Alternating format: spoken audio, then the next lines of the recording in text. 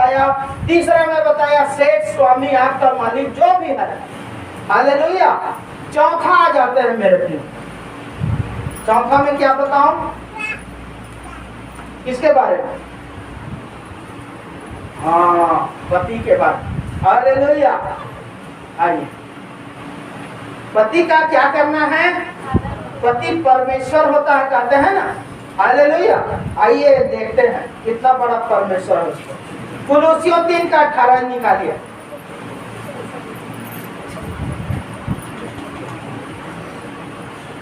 हे पत्नी हो, हाँ जैसा प्रभु में उचित है, हाँ, वैसा ही अपने अपने पति के अधीन रहो। हालेलुया। क्या कहता है? अपने अपने पति के अधीन रहने का मतलब आप समझते हैं? बात मानना। हालेलुया।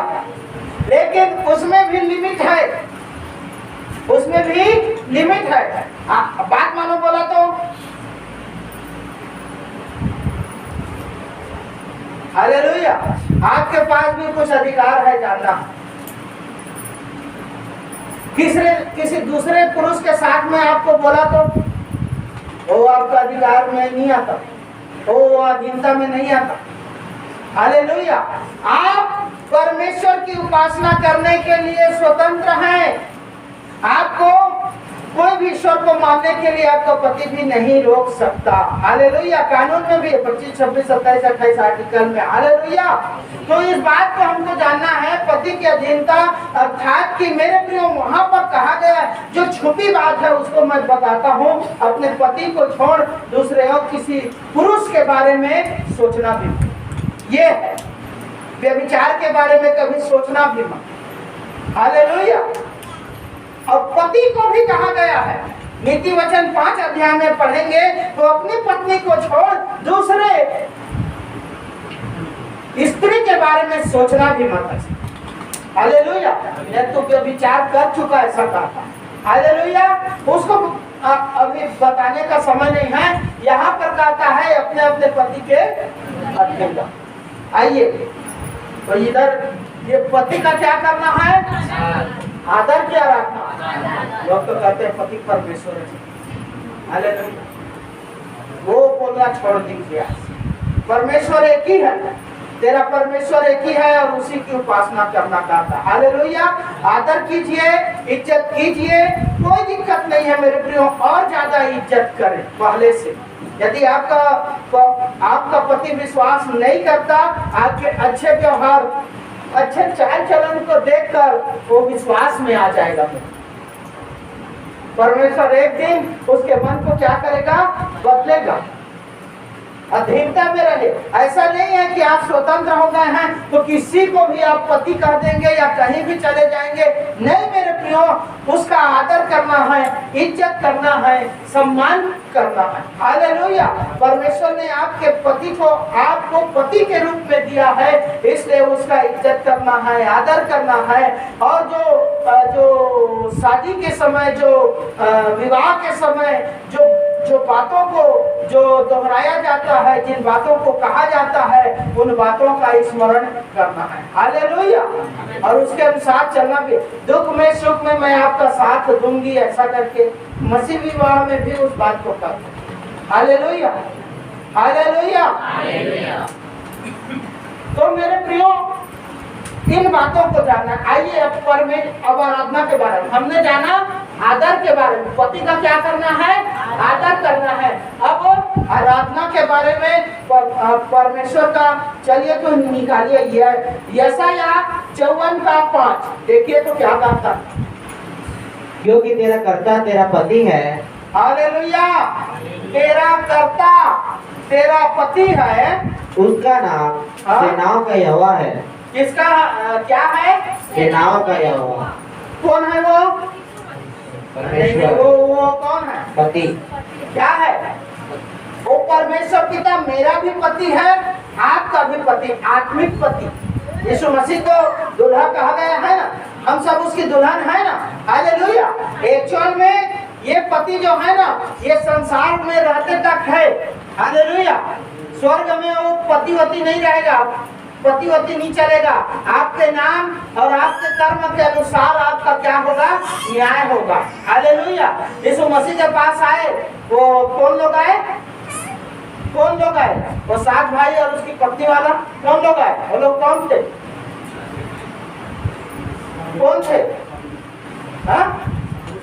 अरे सामरी स्त्री ने, 7 भाई थे, बड़े ने शादी किया, वो सामरी था। कौन थे वो लोग? कौन सी जाति के लोग थे जो उसको पूछे? कौन बताएगा? बताएगा उसको 100 रुपए नाम। चलो कर। सदुकी लोग आए। हालेलुया।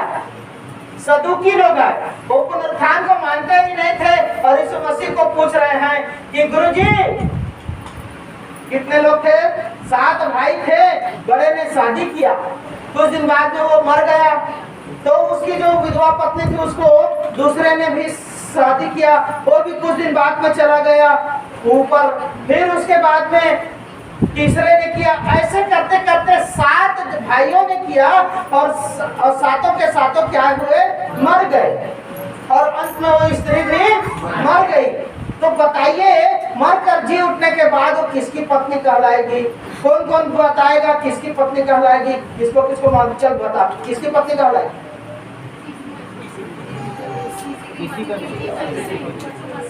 और बताओ बताओ, गिरजा में बताइए। है काका रो, जोर से बोलना है। यीशु बोल रहे। और बताइए लोधी भाई, आप बताइए। किसी का तो कहलाना चाहिए ना? नहीं, ऐसे में गड़बड़ नहीं हो जाए। तो बेलगाम हो जाएगा स्वर्ग में। है? किसी को भी पति हत्या करके उतार लेगी।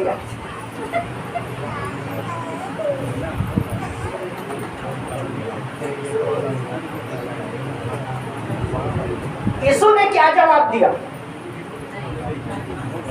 यीशु ने बोला, क्या गलत पानी में मूर्ख लोग, तुम लोग पड़े हो रे, ऐसा करके बोला।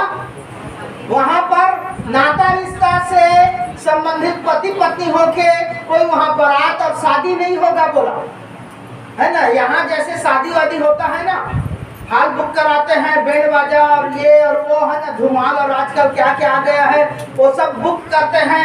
बोला वैसे वहां पर कुछ नहीं होगा, बोले वहां तुम्हारे नाम और तुम्हारे काम के अनुसार न्याय होगा। बोला हालेलुया। चुप पड़ गए। तो क्या करना है? पति क्या आदर करना है, और परमेश्वर ही, यीशु मसीह ही हमारा क्या है? हम सब का क्या है? पति है, दूल्हा है। मेरे प्रियो, देख, तेरा कर्ता तेरा पति है और उसका नाम सेनाओं का यीशु मसीह है। हालेलुया। आइए, पति के बारे में आपने जाना, अभी तक 4 जन के बारे में जाने, 5वां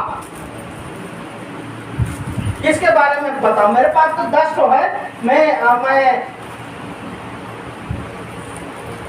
चलिए एक ये को देखते हैं, दान वरदान के बारे में। दान वरदान, दान वरदान के बारे में देखते हैं। निकालिए तो तुरंत ही 11 अध्याय,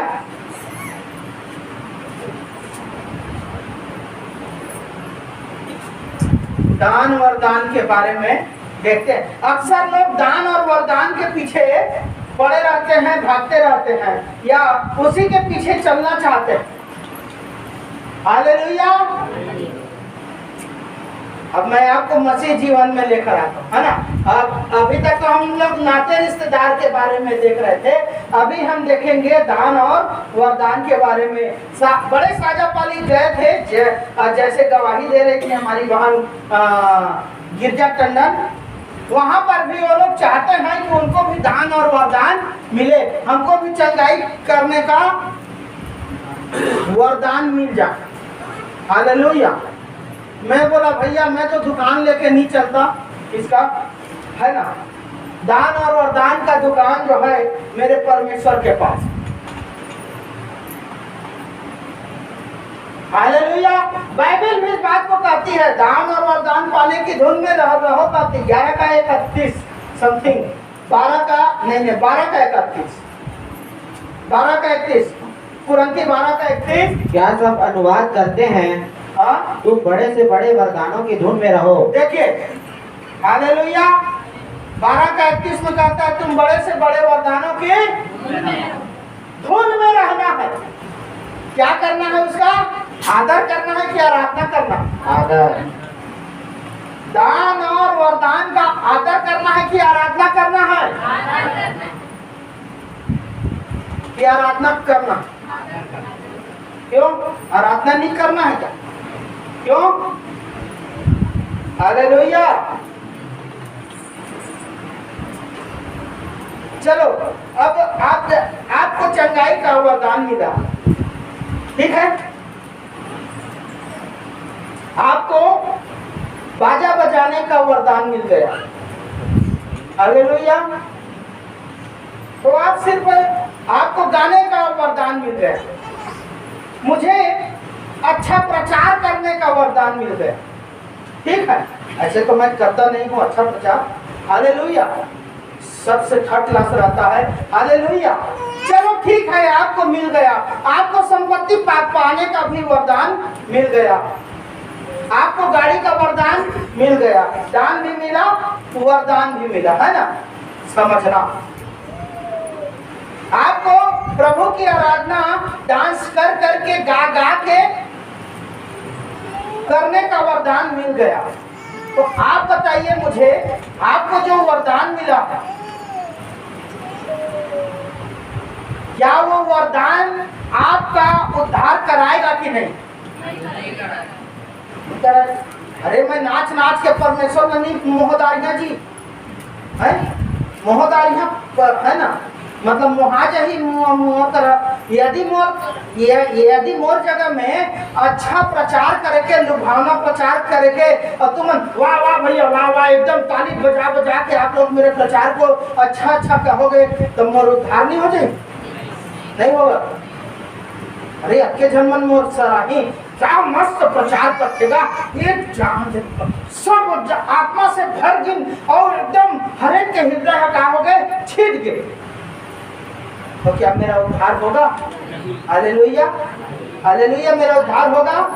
वरदान मिल गया, दान मिल गया, मेरा उद्धार हो जाएगा? आपको साल में 2 बार बोनस मिलता है, 2 बार नहीं 3 बार आपको बोनस मिला, लेकिन आपको पेमेंट नहीं मिल रहा है, आपका घर का खर्चा चलेगा? हालेलुया। तो दान और वरदान का आदर करना है कि आराधना करना? आप नाच नाच के आप परमेश्वर को प्रसन्न नहीं कर सकते। आदर करें वरदान का। आपको गिफ्ट मिला, परमेश्वर ने दिया, दान मिला, गिफ्ट मिला, वरदान मिला, परमेश्वर ने दिया, कार परमेश्वर ने दे दिया, तो कार मिला तो क्या मेरा उद्धार हो जाएगा? अच्छा प्रचार किया, आप लोग खुश हो गए तो क्या मेरा उद्धार हो जाएगा?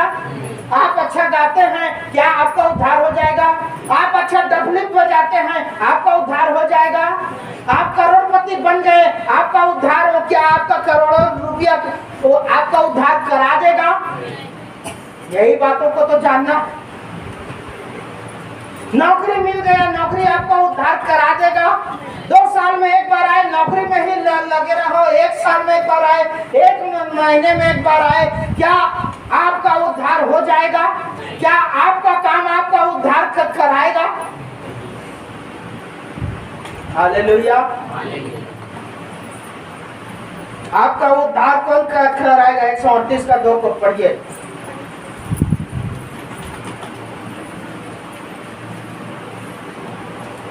मैं तेरे पवित्र मंदिर की ओर दंडवत करूंगा। देखिए राजा दाऊद कहता है, मैं तेरे पवित्र मंदिर की ओर दंडवत करूंगा और तेरी करुणा और सच्चाई के कारण तेरे नाम का धन्यवाद तेरे करूंगा। नाम का धन्यवाद करूंगा, क्योंकि तूने अपने वचन को हाँ? अपने बड़े नाम से अधिक महत्व दिया है। क्या दिया है? महत्व दिया है। किसको महत्व दिया है? वचन को। वचन को किसने दिया है? परमेश्वर। परमेश्वर ने अपनी जुबान को, अपने वचन को, ये बाइबल में लिखी हुई बातों को अपने बड़े नाम से भी ज्यादा क्या किया है? महत्व दिया। ये वचन, इसमें लिखी हुई बातों को परमेश्वर ने अपने बड़े नाम से भी ज्यादा क्या किया है, महत्व दिया। तो आपको ये दान और वरदान को ज्यादा महत्व देना है कि परमेश्वर के वचन। यदि चलो अच्छा प्रचार करता हूं, अच्छा प्रचार किया, आप खुश हो गए, आनंदित हो गए, लेकिन जीवन वचन के अनुसार नहीं है, तो क्या मेरा उद्धार होगा? जो गिफ्ट आपको मिला है, चंगाई मिल गया, मैं यही बात जो बीमार पड़ते हैं, हॉस्पिटलाइज हो जाते हैं, उन लोगों को भी मैं कहना चाह रहा हूँ, यदि आपके जीवन में मरने के लायक स्थिति आ गई विश्वासी होते हुए भी, तो आपको अपने जीवन को क्या करना है, टटोलना। कहीं मेरा जीवन वचन के अनुसार है कि नहीं है? यदि नहीं है मेरे प्रियो, तो आपको जानना है, होशियार हो जाना है। परमेश्वर चाहता है कि आपका जीवन वचन के अनुसार हो, क्योंकि वो देखिए वहां पर लिखा हुआ नीचे के 2 लाइन को, क्योंकि तूने अपने वचन को अपने बड़े नाम से अधिक महत्व लिखा है ना, हालेलुया, लिखा है ना। तो आपका जीवन वचन के अनुसार नहीं होगा तो आपका उद्धार नहीं होगा, वो चंगाई ज्यादा दिन तक नहीं टिकेगी। सोने वाले जाग जाए, है ना, नहीं तो निकालूंगा मैं, और नाम लेके उठाऊंगा सबके सामने, हालेलुया। आप क्या समझते हैं, पास्टर देख नहीं रहा? हालेलुया नहीं बोल रहे हैं, बस आपका आदर करते हैं, नहीं चाहते कि आपकी बेइज्जती हो। हालेलुया। तो क्या करना है, दान और वरदान का आदर करना है, लेकिन परमेश्वर के वचन की आराधना। परमेश्वर सहायता से मैं उसके वचन की प्रशंसा करूंगा, यहोवा की सहायता से मैं उसके वचन की प्रशंसा करूंगा। वचन को महत्व दीजिए, परमेश्वर की बातों को महत्व दीजिए मेरे प्रियो, आपका जीवन आशीषित होते जाएगा। और जब आप वचन के अनुसार चलेंगे, परमेश्वर की आराधना सच्चे मन से करेंगे, ये जो है आपको रोज मिलेगा, रोज 24/7। हालेलुया। आपको परमेश्वर ने हृदय दिया और हृदय के ही पीछे आप पड़ गए, बस मोर हृदय धड़कते रहना चाहिए।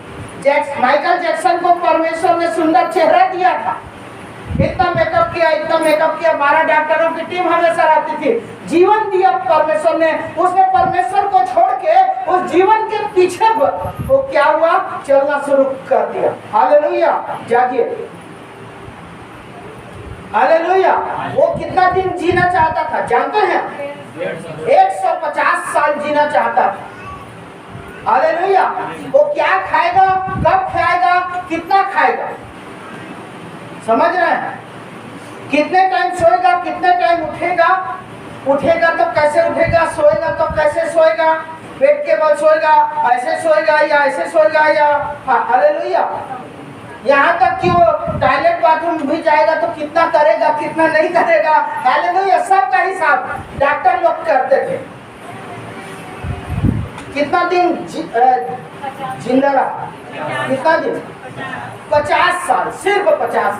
मनुष्य या संपत्ति, करोड़ों अरबों की संपत्ति बटोरा मेरे प्रियो, उस पैसे से उसने डॉक्टरों को खरीदा।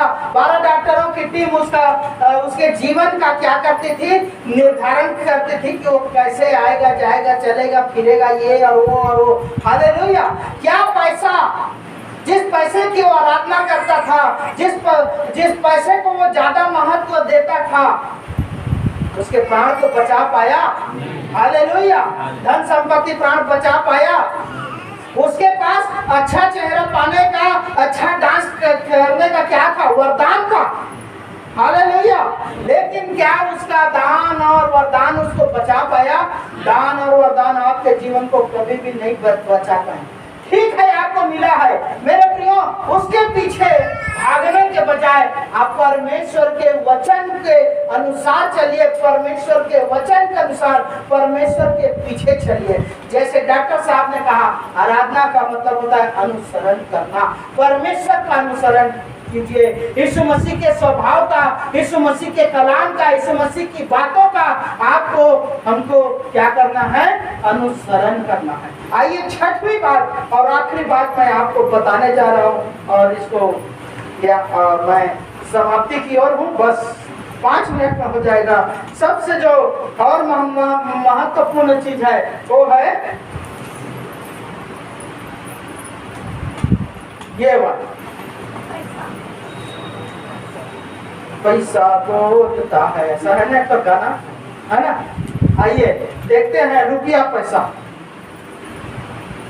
धन दौलत सब आ गए इसमें, रुपया पैसा, इसके बारे में इसको आदर करना है या आराधना करना है, इसको भी देख लेते हैं। आमतौर पर विश्वासी नौकरी के पीछे, रुपया पैसा के पीछे, सोना चांदी के पीछे, जमीन जायदाद के पीछे और प्रॉपर्टी के पीछे पागल हो जाते हैं। हालेलुया!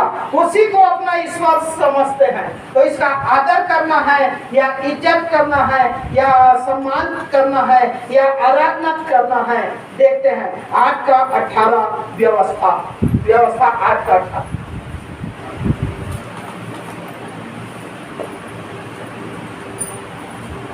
उसके बाद देखेंगे परमेश्वर क्या कहता है इस बारे में। परंतु तू अपने परमेश्वर यहोवा को स्मरण रखना। किसको स्मरण रखना?